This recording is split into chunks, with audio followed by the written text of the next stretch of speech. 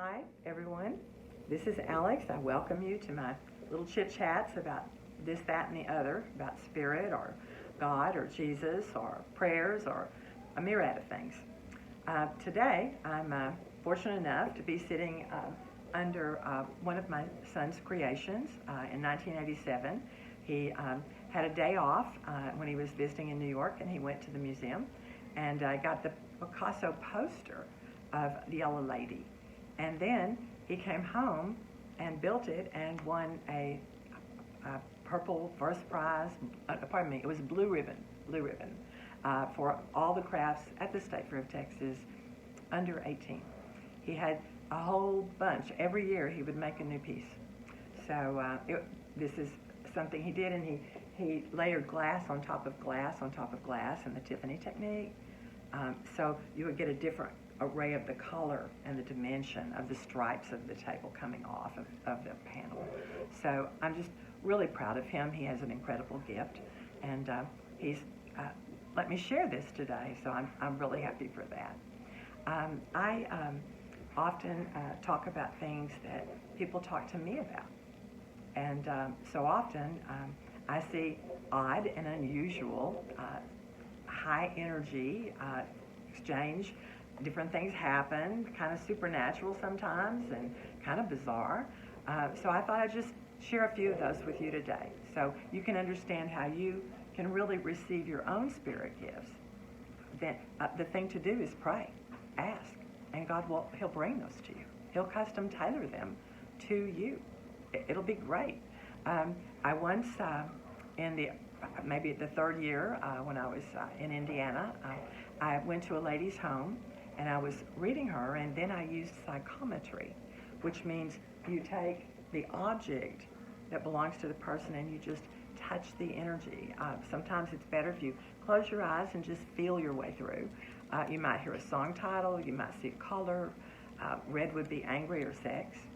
Okay? Blue would be wisdom or knowledge, or the sky, the globe. Different things. But I was using psychometry and reading the energy off of that, and it was her wedding ring. And when I was holding it, that ring jumped 1 foot in the air, made a left turn, and hit the front door. She thought I had thrown her diamond across the room. I would never throw anybody's diamond anywhere. So what happened is I went, retrieved it, holding it again, and all of a sudden it jumped straight up and it slammed into the door. And she said, "Why do you keep doing this?" I said, "I'm not doing it. I was holding it. Did you see it go up and turn?" So I said, "What is happening today?" And she said, 2 hours ago, I filed for divorce.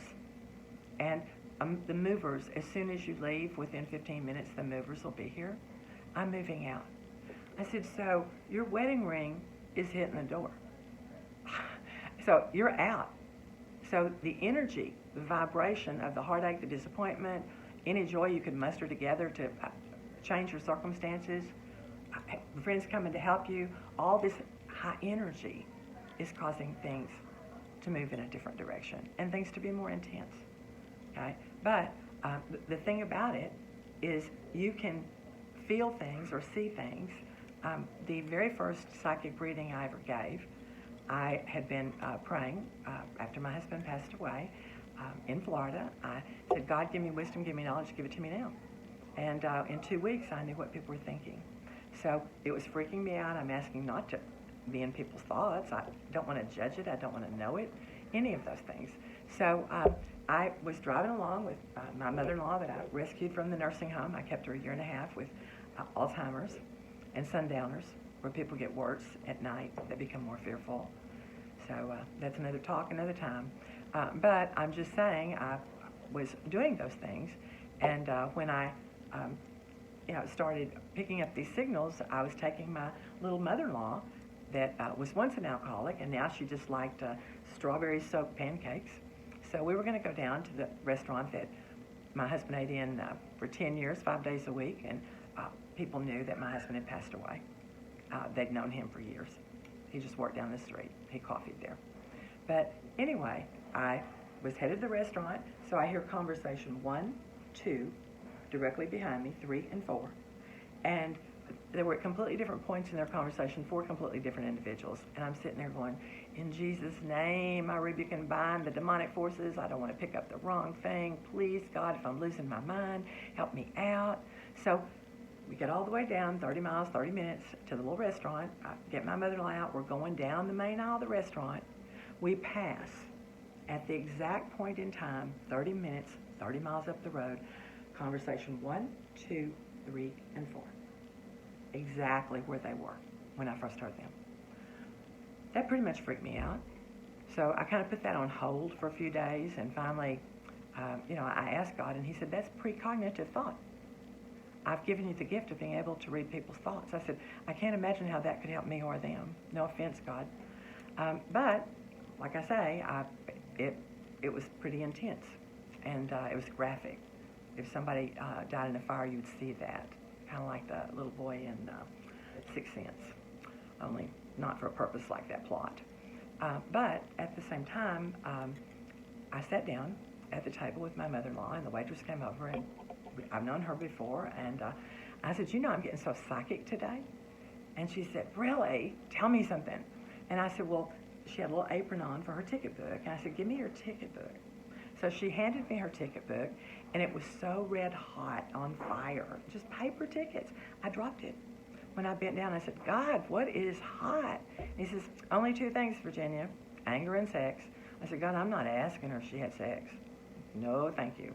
So I picked it up, and I looked at her, and God kept telling me to look in her right eye, okay? Because her right eye will reveal the visions that of what she's thinking about and which direction the future will take. So I'm concentrating on her right eye, and when I asked her, I said, are you angry today? She said, oh, no. And her little corners went up, that satisfied smile. And when they did, I literally, in her right eye, saw her naked in bed having sex. I handed that ticket book back, and I said, you had sex last night? Oh, how do you know? I said, don't even ask me. I said, I don't want to see this much. I told you this gift is just starting. I don't even know if it's going to be a gift. I'm praying about it. Pray for me. So after about 10 minutes, 8 waitresses came to my table and just wanted a minute each. So I finally made a deal with the waitresses that I would come after my mother-in-law went to bed at night. We're way back behind a property. Four sets of households are right there. The fence was 12 foot tall. She was safe. So I would go after these girls got off at 11 or 12 or 2, and I would do a reading for them on the condition that they would, in 6 months, tell me what % of the future I was accurate.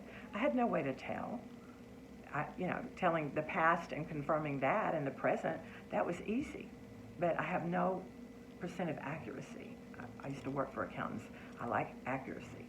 So, I went ahead and handed that back. And like I say, and those girls all showed up. And if they would call me and tell me if I was right or not, or stop me in the restaurant, okay, I'll read an hour for free. So I did that. Well, the waitresses told the cops. The cops knew the topless dancers. And the topless dancers knew the mayor. And the mayor wanted me to read his wife. It was all free. I told him when I got really good, I'd charge. But I couldn't charge for him because I didn't know what % of accuracy, if any, I had. So it wasn't that I doubted God's abilities. I was brand new to it. So that's how I got started. I learned a lot of things I didn't know I'd learn. About 3 weeks after this reading for her, I went in one morning. I found an adult daycare for Alzheimer's and dementia, and right there where we lived in Florida, and it was wonderful. My mother-in-law won at all the card games and canasta and bridge. She won all the Mardi Gras beads, and they all hated her, and she just gloated. But be that as it may, I knew she was safe, and I took off, to go do have some breakfast. And I knew I was welcome there, and nobody would ask me about my husband. People mean well, but sometimes it just opens up all that heartache again. So but one of the ladies said there's an ex-Catholic priest sitting out at the end of the aisle, and he had on the bar here, and he has your gifts. He does readings. And I said, oh, well, that's good for him. And she said, would you want to meet him? And I said, well, my husband just died. I'm really not looking to meet anybody. She said, no, to talk about spirit stuff. So I said, well, if he's interested, great. So he sat there and had a cup of coffee, and he said, well, how do you read? And I said, well, they hand me their objects. And he says, well, what else do you do? I said, well, I close my eyes and I focus on that object and pick up the vibration. It may be talking, I may see a billboard, whatever it is, picture, visual, or, that's where I'm focusing. And he said, oh, so you close your eyes. He said, well, you only have the gift. I said, really? I only have the gift. Well, thank you for telling me that I have the gift. I appreciate that. Somebody that is in this business, I'm just now a newbie, I don't know anything about it. And he said, I have the power. I said, really? Indeed. What is that? And he said, I can sit in a room of 500 people and I can pick thoughts right out of your mind. And I said, how marvelous for you. I was impressed. I ended up on New Year's Eve. He wanted me to go to wish his friends well on New Year's. So I'd known him for about 3 months then, and I told him I'd meet him there. So I met him there. It turned out it was an AA meeting, and everybody's drinking coffee and dancing. And it was one night that was really a highlight in my life for me. There was a young man there that had lost his limbs. And he could roll his wheelchair, but he couldn't dance. And he was bouncing his wheelchair up and down, up and down. And all these young women, I was 44 at the time, these were 20s, 30s people. All these young women, he would ask if they would dance. And they politely say no. And then they dance with somebody else. God bless them. Everybody makes their own choices. Out of desperation, I'm sure, he came to me and he said, would you like to dance? I said, indeed, I would love to. So we danced 3 songs, and then girls started breaking in and wanting to dance with him because he's such a good dancer in that wheelchair. But if it hadn't been for the ex-Catholic priest at the coffee shop, I wouldn't have gone and had such a wonderful blessing. I have clients that have overcome alcohol and drugs and many other things, and I'm so proud of them. And so is their family. But mostly, they're proud for themselves. I'm happy for that. Okay? Being stable requires being in the moment. Was it Baba Ramadas? Be here now. Be here now. So, from that moment on, I made up my mind that I was leaving my eyes open.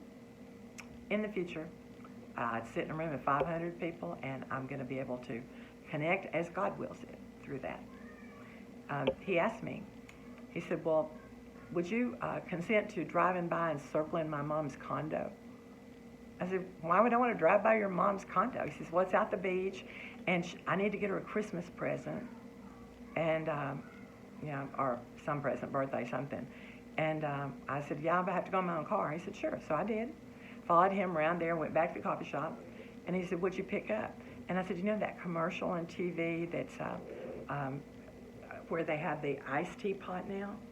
I said, she would just love that. He said, she's cut out 3 ads and given them to me. I said, that's what she wants. So he said, well, you didn't have to have your eyes closed, did you? People are just themselves, and I'm proud for them. But I'm just saying, in this business, even before I was professional at it and had a high accuracy, every day's a learning experience. And sometimes you get your own impressions, your own vibration, and it really helps you because you'll maybe see Grandpa's car go by. What a wonderful thing. And then you blink and it's gone. But just in that moment, you got that vision. Okay. I have one more really, really bizarre thing that happened to me. My husband passed in September, and then on Easter, my mother-in-law had her breakfast, we fed the birds, she went to bed. She slept all day and night. But that was her choice, and she was happy doing that. But I was praying, and God said, about 6 o'clock in the morning on Easter morning, he said, why don't you go down to the Harley Bar? That was your husband's favorite bar.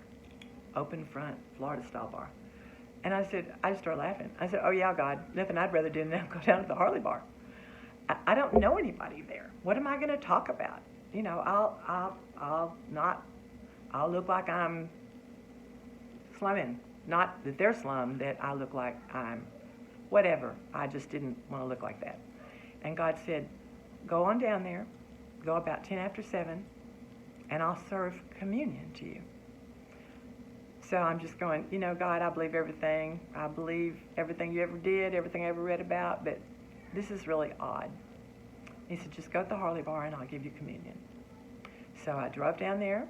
I walked in, real low ceiling, not even 10 foot tall, maybe 8. And about 10 stools in there and about 4 tables. And the shift of workers at the phosphate plant were getting off.